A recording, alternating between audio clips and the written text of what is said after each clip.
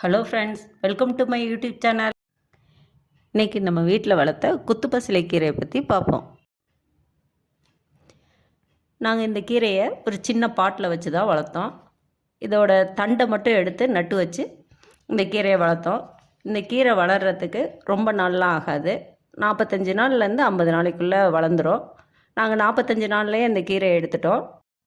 இந்த கீரையில் நிறைய சத்து இருக்குது.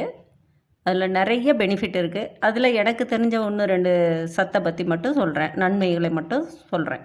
இந்த கீரையில் வந்து சாப்பிட்றதுனால ஜீரண சக்தியை வந்து அதிகரிக்கும், எலும்புகளுக்கு பலமாக இருக்கும், அப்புறம் மலச்சிக்கல்லாம் சரி பண்ணும்.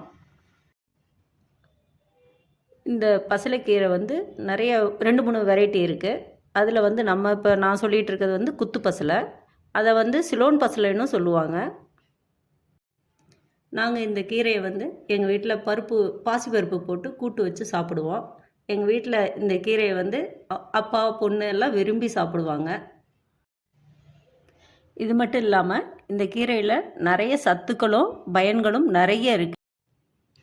இந்த கீரை வந்து நம்ம வீட்டில் வளர்த்து சாப்பிட்றதுனால நிறைய ஆரோக்கியமாகவும் இருக்கும், சுத்தமாகவும் இருக்கும், சத்துள்ளதாகவும் இருக்கும்.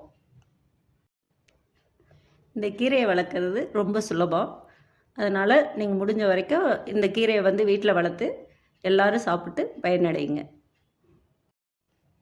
வீடியோ பிடிச்சிருந்தா லைக் பண்ணுங்கள், கமெண்ட் பண்ணுங்கள், ஷேர் பண்ணுங்கள், சப்ஸ்கிரைப் பண்ணுங்கள்.